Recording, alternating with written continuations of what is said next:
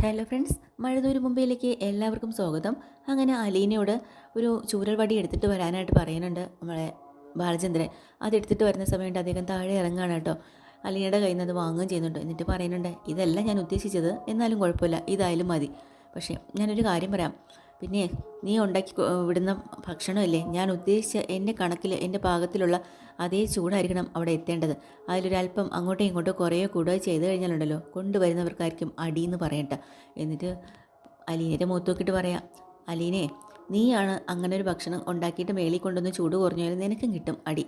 അപ്പോൾ അലീന ചിരിച്ചിട്ട് പറയാം, എന്നെ തല്ലിക്കോ, ഒരു കുഴപ്പമില്ല, ഒരു അച്ഛൻ്റെ അടിയൊന്നും ഞാൻ ഇന്നേവരെ കൊണ്ടിട്ടില്ല, അതുകൊണ്ട് എനിക്ക് കുഴപ്പമില്ല എന്ന് പറയുമ്പോൾ ബാലചന്ദ്രൻ ഒന്ന് ചിരിക്കാൻ കേട്ടോ. അപ്പോൾ തൊട്ട് മാറി നിന്ന് വൈജ രണ്ടുപേരെയും നോക്കുന്നുണ്ട്. എന്നിട്ട് ദേഷ്യം പിടിച്ച് നിൽക്കുകയും ചെയ്യുന്നുണ്ട് കേട്ടോ. അത് കഴിഞ്ഞിട്ട് ബാലചന്ദ്രൻ പറയാം, അലീനോട് പറയാം, ചെല്ലും നീ പോയി ഫുഡ് ഉണ്ടാക്കിയിട്ട് വാ എന്ന് പറയാം. ആ സമയം വൈജ നേരെ അകത്തേക്ക് കയറി ചെന്നിട്ട് ഡോറ് പതിയെ അടച്ച് ഇങ്ങനെ നിൽക്കുകയാണ്. ഒളിഞ്ഞു നോക്കണം കേട്ടോ ബാലചന്ദ്രനെ. അവരങ്ങ് കയറി പോവാം. അതോടുകൂടി അവരെ ദേഷ്യം ഇരട്ടിച്ചു. തന്നെ അടിക്കും എന്നുള്ള ആ ഒരു സ്റ്റേജ് വരെ എത്തിയില്ല. അങ്ങനെ കയറി ചെന്ന് നമ്മുടെ ശിവേട്ടനെ ഫോണിൽ വിളിക്കുകയാണ്. വിളിച്ചിട്ട് കാര്യങ്ങളെല്ലാം പറയാം കേട്ടോ. ശിവേട്ട, എനിക്കിനി ഇവിടെ നിൽക്കാൻ പറ്റത്തില്ല, ഞാൻ അങ്ങോട്ട് വരുവാണെന്നൊക്കെ പറഞ്ഞ് ഇതും കേട്ടുകൊണ്ട് ബബിത അങ്ങോട്ട് ചെല്ലുന്നുണ്ട്. അമ്മ എന്ത് ചെയ്യുന്നു നോക്കിയിട്ട് അപ്പോഴാണ് ഫോണിൽ സംസാരിക്കുന്നത്. എന്നെ കൊണ്ട് പറ്റത്തില്ല ഇവിടെ നിൽക്കാനുണ്ട്, ഇവിടെ അലീന മതി അയാൾക്ക്. പിന്നെ നിങ്ങളെല്ലാവരും കൂടെ എനിക്ക് കല്യാണം വേണ്ട വേണ്ടെന്ന് പറഞ്ഞിട്ട് പോലും എന്നെ നിർബന്ധിച്ച കല്യാണം കഴിപ്പിച്ച് വിട്ടത് അറിയാലോ. ഞാൻ വേണ്ടെന്ന് പറഞ്ഞ് നിന്നതാണ്, അല്ലാതെ ഞാൻ വഴിയിൽ നിന്നും ബാലചന്ദ്രനെ കൈകാട്ടി വിളിച്ചത് ഒന്നുമല്ല. എന്നിട്ടിപ്പോൾ ഞാനൊരു പട്ടിയെ പോലെ ഇവിടെ കിടക്കേണ്ട ഗതി വരുന്നത് അറിയോ. എനിക്ക് വയ്യ ഇവിടെ നിൽക്കാൻ, മതിയായി. എല്ലാത്തിനും ഒരു അലീന ഒരു കോളിംഗ് ബെല്ല് വെച്ചിട്ടുണ്ട്. അവിടെ നിന്ന് അങ്ങോട്ട് കോളിംഗ് ബെല്ല് അടിക്കും, വിളിക്കും, ഓടിച്ചെല്ലും. ഞാൻ അതുകൊണ്ട് തന്നെ ക്ഷമ നശിച്ച് ഇവിടുന്ന് ഇറങ്ങി പോവാ. ഞാൻ നേരെ അങ്ങോട്ട് വരിക ശിവേട്ട. എൻ്റെ വൈജി, നീ അപ്പത്തൊന്നും കാണിച്ചേക്കില്ലേ. ഇപ്പോൾ അയാൾ ഒരു ഹാർട്ട് പേഷ്യൻ്റ് അല്ലേ, മരുന്നൊക്കെ കഴിച്ചുകൊണ്ടിരിക്കുമല്ലേ. നീ ക്ഷമിക്കുക. ബാലചന്ദ്രന് ഇപ്പോൾ അലീന ആഹാരം കൊണ്ട് കൊടുക്കുന്നതാണ് ഇഷ്ടമാണെങ്കിൽ അതങ്ങ് ക്ഷമിച്ച് കൊടുത്താൽ പോരെ. ഇല്ല, എനിക്കിനി ക്ഷമിക്കാനൊന്നും പറ്റത്തില്ല എന്നും പറഞ്ഞു ഫോണും വയ്ക്കുക കേട്ടോ. അപ്പോൾ ബബിത ചോദിക്കേണ്ട, അമ്മ ഇത് എങ്ങോട്ടാണ് പോണേ? എല്ലാം കൂടെ ഭാര്യ കിട്ടുന്നുണ്ട്, സാരിയും തുണികളും ഒക്കെ ഒരു ബാഗിൽ പാക്ക് ചെയ്യുക. ഞാൻ എങ്ങോട്ടെങ്കിലും പോവും, ഇങ്ങൾക്കൊന്നും എന്നെ വേണ്ടല്ലോ. ആര് പറഞ്ഞു അമ്മ വേണ്ടെന്ന്? നിൻ്റെ അച്ഛന് വേണ്ടല്ലോ. അച്ഛന് വേണ്ടെന്ന് പറഞ്ഞ് ഞങ്ങൾക്ക് വേണ്ടേ എന്നൊക്കെ പറഞ്ഞുകൊണ്ട് ബബിത പുറകെ നടക്കുന്നുണ്ട്. അമ്മ എങ്ങോട്ടാണ് പോകുന്നത്? അറ്റ്ലീസ്റ്റ് എവിടെ പോകുന്നെങ്കിലും പറ, ഞാൻ എവിടെയെങ്കിലും പോവും, ഒന്നും അറിയണ്ട, നീ അങ്ങോട്ട് വഴിയിൽ നിന്ന് മാറടിയെന്ന് പറഞ്ഞ് ബബിതയെ വഴക്ക് പറഞ്ഞിട്ട് നേരെ കാറിൽ എല്ലാ ബാഗൊക്കെ എടുത്ത് വെച്ചിട്ട് ഒരൊറ്റ പോക്ക് പോകണം കേട്ടോ. അത് കണ്ടിട്ട് ബബിതയ്ക്ക് നല്ല സങ്കടമാവുന്നുണ്ട്. ബബിത നേരെ അച്ഛൻ്റെ റൂമിലേക്ക് ചെല്ലാണ്. ബാലചന്ദ്രൻ റൂമിൽ ഷേവൊക്കെ ചെയ്തുകൊണ്ട് നിൽക്കുന്ന സമയത്താണ് ചെല്ലുന്നത്. മോളെ കാണുമ്പോൾ അകത്തേക്ക് കയറി വരാൻ പറയുന്നുണ്ട്. അച്ഛാ, അമ്മ പോയി എന്ന് പറയാം. ആ പോട്ടെ, അതിനെന്താ. അല്ല, ഓഫീസിലേക്കല്ല പോയത്, വേറെ എവിടെയാണ് പോയത്. അമ്മ ഇന്ന് വരുമെന്ന് തോന്നുന്നില്ല. അമ്മയുടെ ഡ്രസ്സൊക്കെ പാക്ക് ചെയ്ത് എങ്ങോട്ടോ പോയി. ആഹാ, പോയോ? ആ, അപ്പോൾ ഒരു കൂസലില്ലാതെ പറയണേ കേൾക്കുമ്പം ബബിത പറയുന്ന, അച്ഛാ എന്തിനാ അച്ഛാ നിങ്ങൾ തമ്മിൽ ഇങ്ങനെ വഴക്ക്? എന്തെങ്കിലും പ്രശ്നം ഉണ്ടെങ്കിൽ അതങ്ങ് ക്ഷമിച്ചുകൂടെ? നമുക്ക് അമ്മയെ വേണ്ടേ, പോയെങ്കിൽ അങ്ങ് പോട്ടെ എന്ന് പറയാം. അങ്ങനെ പറയാൻ പറ്റത്തില്ല, അമ്മയെ നമുക്ക് വേണ്ടേ, അമ്മ ഇല്ലാതിരുന്ന ഈ വീട് എങ്ങനെ ശരിയാവും എന്നൊക്കെ ബബിത ചോദിക്കുന്നുണ്ട്. മോളെ, പ്രശ്നങ്ങളെന്ന് പറഞ്ഞാൽ അത് ഇത്തിരി രൂക്ഷമായിട്ടുള്ള കാര്യങ്ങളാണ്, പെട്ടെന്നൊന്നും പരിഹരിച്ച് തീർക്കാൻ പറ്റാതെ വലിയ പ്രശ്നങ്ങളാണ് ഇപ്പം നടന്നിരിക്കുന്നത്. അച്ഛനത് ക്ഷമിച്ചുകൂടെ അമ്മയോടും ചോദിക്കുമ്പോൾ, ഞാൻ 10-22 വർഷം കൊണ്ട് ഞാൻ അമ്മയെ ക്ഷമിക്കുന്നുണ്ട്. നിങ്ങൾ ഈ കാര്യം അമ്മയോട് പോയി പറ. ഇനിയുള്ള കാലം അവളെ ക്ഷമിച്ച് ജീവിക്കട്ടെ, അതാണ് നല്ലത്. പിന്നെ അവൾ എങ്ങോട്ടാണ് പോയത്? ബഹിരാകാശത്തോ? അങ്ങനെ പോവില്ല അവൾ. അഥവാ പോയാലും പെട്ടെന്ന് അങ്ങ് എത്തിക്കോളും, കുഴപ്പമില്ല, സമാധാനമായിട്ടിരുന്നു എന്നൊക്കെ പറഞ്ഞ് ബബിതയെ സമാധാനിപ്പിച്ച് താഴേക്ക് വിടുക. ബബിത അതും കേട്ടുകൊണ്ട് ദേഷ്യം പിടിച്ച് അലീനയോട് വരുന്നുണ്ട്. അങ്ങനെ അച്ഛനോട് എന്നിട്ട് പറയുന്നുണ്ട്, അലീനെ പറഞ്ഞു വിട്ടാൽ അമ്മ തിരിച്ചു വരും എന്നൊക്കെ. മിണ്ടരുത് നീ. അലീന അല്ല, അലീന ചേച്ചി. ഓ സോറി അച്ഛാ, അലീന ചേച്ചി എന്നവിടെ സംസാരിക്കുകയും ചെയ്യുന്നുണ്ട് കേട്ടോ ബബിത. അത് കഴിഞ്ഞ് നേരെ താഴേക്ക് വരുമ്പോൾ അലീന ഇവിടെ നിൽപ്പുണ്ട്.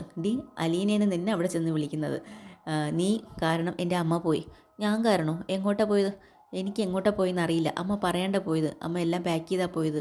ഇവിടുന്ന് പോയി. അയ്യോ, അതിന് ഞാൻ എന്ത് ചെയ്തു? ഞാനൊരു തെറ്റും ചെയ്തിട്ടില്ല. നീ ഇവിടുത്തെ കാരണം. നീ പോയാൽ തന്നെ ഇവിടുത്തെ പ്രശ്നങ്ങൾ തീരുള്ളൂ. അപ്പോൾ അലീന പറയാം, ദേ ഭവിതേ, നീ ഒരു കാര്യം മനസ്സിലാക്കണം. വെറുതെ എന്നെ കുറ്റപ്പെടുത്തിയിട്ട് കാര്യമില്ല. ഞാനല്ല ഇവിടുത്തെ പ്രശ്നക്കാരി. പിന്നെ നിനക്ക് നിൻ്റെ കൂട്ടുകാരും കോളേജും നിൻ്റെ ബോയ് ഫ്രണ്ടും അങ്ങനെ കാര്യങ്ങൾ മാത്രമേ നിനക്കറിയൂ. ചില വലിയ വലിയ കാര്യങ്ങളൊന്നും നിനക്ക് അറിയില്ല. അതുകൊണ്ടാണ് നീ അത് അമ്മയടുത്ത് പോയി ചോദിക്കുക. അമ്മയ്ക്ക് എന്തെങ്കിലും പ്രശ്നമുണ്ടോ, അമ്മ എന്തെങ്കിലും തെറ്റ് ചെയ്തിട്ടുണ്ടോ എന്നൊക്കെ ചോദിക്കുക. സത്യസന്ധയായ ഒരു അമ്മയാണെങ്കിൽ നിന്നോടെല്ലാം തുറന്നു പറയും. അല്ലാതെ എൻ്റെ മേക്കിട്ട് കയറി വരല്ലേ എന്ന് പറഞ്ഞാൽ അലീന നേരെ അകത്തേക്ക് കയറി പോകുന്നുണ്ട്. അത് കഴിഞ്ഞ് അലീന നേരെ ചെല്ലുന്ന മുത്തശ്ശിയുടെ റൂമിലേക്ക്. മുത്തശ്ശി, ഇവിടുത്തെ മാഡം ഇറങ്ങിപ്പോയി എന്ന് പറയുമ്പോൾ അവരാകെ തകർന്നു പോയി. എന്നാലും അവൾ എന്നോട് ഒരു വാക്ക് പറയാണ്ട് പോയി കളഞ്ഞല്ലോ. അവളിത് എങ്ങോട്ടാണ് പോയത്, എന്ത് ഭാവിച്ചിട്ടാ, എന്തിനാ ഇങ്ങനെ അഹങ്കാരം കാണിക്കുന്നതെന്നൊക്കെ പറയാം. അപ്പം എന്നിട്ട് അവർ തന്നെ പറയുന്നുണ്ട്, ബാലചന്ദ്രനെ അനുസരിച്ച് അവൾക്ക് ജീവിച്ചുകൂടെ. എൻ്റെ കുഞ്ഞിരാമൻ ചേട്ടനോട് മരിക്കുന്നവരെ ഞാൻ എതിർത്തൊന്നും പറഞ്ഞിട്ടില്ല. അങ്ങനെയാണ് ഞങ്ങൾ ജീവിച്ചത്. ഇവരൊക്കെ ഇത് എന്ത് ജീവിതമാണ് ജീവിക്കണത്, എനിക്ക് അറിഞ്ഞൂടാ. മക്കളെക്കുറിച്ചെങ്കിലും അവളൊന്ന് ആലോചിക്കണ്ടേ. ഈശ്വര, എനിക്കെങ്കിലും ഒരു വീടോ പോയി ചെന്നെടുക്കാൻ ഒരു സ്ഥലം എന്തെങ്കിലും ഉണ്ടെങ്കിൽ ഞാൻ ഇവിടുന്ന് ഇറങ്ങി പോയേനായിരുന്നു. പക്ഷേ കമലയുടെ അടുത്തേക്ക് എനിക്ക് പോകാൻ വയ്യ. എനിക്ക് അവളെ മുമ്പ് വെച്ച് അവളെന്നെ ദ്രോഹിക്കും, അതുകൊണ്ടാണ് ഞാൻ പോവാത്തതെന്ന് പറഞ്ഞ് അവർ സങ്കടപ്പെടുന്നുണ്ട്. എടി, ഇനിയിപ്പോൾ എന്താ പ്രശ്നം, ഇപ്പോൾ എന്താ കാര്യം എനിക്കറിയില്ല.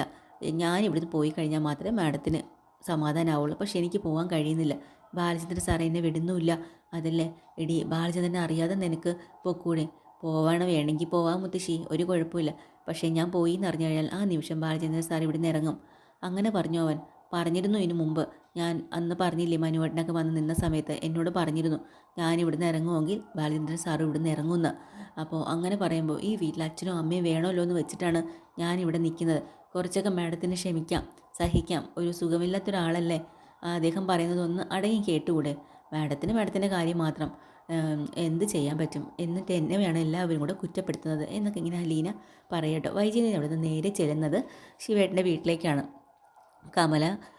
കമലയ്ക്ക് അത്ര ഇഷ്ടമൊന്നുമല്ല. വൈജ വന്ന് കയറിയപ്പോൾ തന്നെ ദേഷ്യം പിടിക്കുന്നുണ്ട്. കാരണം കുറച്ച് ദിവസം താമസിക്കാൻ വേണ്ടിയിട്ടാണല്ലോ ചെന്നിരിക്കുന്നത്.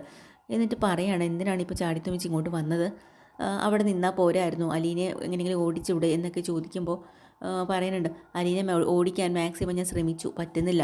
ബാലചന്ദ്രന് അവൾ തന്നെ മതി. പിന്നെ പോരാഞ്ഞിട്ട് സപ്പോർട്ട് ചെയ്യാൻ ചില ആളുകളുണ്ടല്ലോ ഇവിടെ. മനു അവളുടെ സൈഡിൽ നിൽക്കത്തുള്ളൂ. അവനും ഒക്കെ കാരണം എൻ്റെ ജീവിതം ഇങ്ങനെ ആയെന്നൊക്കെ പറയുമ്പോൾ കമലയ്ക്ക് ദേഷ്യം വരുന്നുണ്ട്. മോനെ പറഞ്ഞാൽ പിടിക്കും. കമല പറയണത്, നീ എന്തിനാ അവനെ കുറ്റപ്പെടുത്തുന്നത് വെറുതെ. കമലെത്തി നോക്കിയിരുന്നോ, അവളുടെ ഒരു കണ്ണുണ്ട്, അതുകൊണ്ടാണ് എല്ലാ കാര്യത്തിനും അവൻ ഇങ്ങനെ സപ്പോർട്ട് ചെയ്യണത് അവൾക്ക്. അങ്ങനെയൊന്നും പറഞ്ഞേക്കരുത് കേട്ടോ, അവൻ അങ്ങനെയൊന്നുമില്ല. നീ ഓരോന്നുണ്ടാക്കി പറയല്ലേ. ആര് പറഞ്ഞില്ലെന്ന്, ഇല്ലെങ്കിൽ നോക്കിക്കോ, ഇന്നല്ല നാളെ ആയാലും അത് സത്യമായി തന്നെ വരും എന്നൊക്കെ അങ്ങ് പറയാം.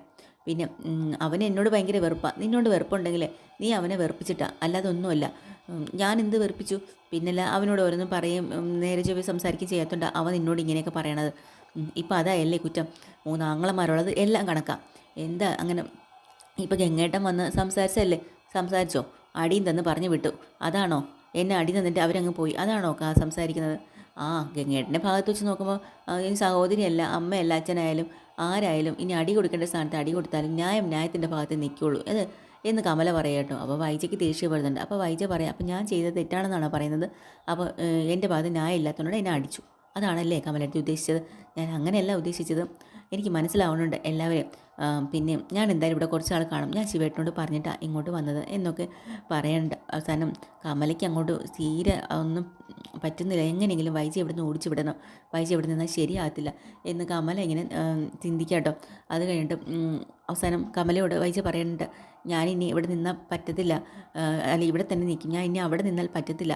കാര്യം ഇനിയിപ്പോൾ എൻ്റെ 3 ആങ്ങളമാരും കൂടെ തീരുമാനിച്ച് ഒരു തീരുമാനത്തിലെത്തട്ടെ, അത് കഴിഞ്ഞിട്ട് ഞാനിനി എൻ്റെ വീട്ടിലേക്ക് പോകുന്നുള്ളൂ, അല്ലാതെ ഞാനും അലീനയുടെ അവിടെ നിന്ന് ചേർന്ന് പോവില്ല കമലെടുത്തി, അതുകൊണ്ടാണ് എന്നൊക്കെ പറഞ്ഞ് നിൽക്കുമ്പോൾ കമല അന്തം വിട്ട് നിൽക്കാനായിട്ട് എപ്പിസോഡ് തീരുന്നത്. പുതിയൊരു ഡീറ്റെയിൽഡ് എപ്പിസോഡുമായി വീണ്ടും വരാം. ചാനൽ ഇഷ്ടമായി ലൈക്ക് ചെയ്യുക, ഷെയർ ചെയ്യുക, സബ്സ്ക്രൈബ് ചെയ്യുക. താങ്ക്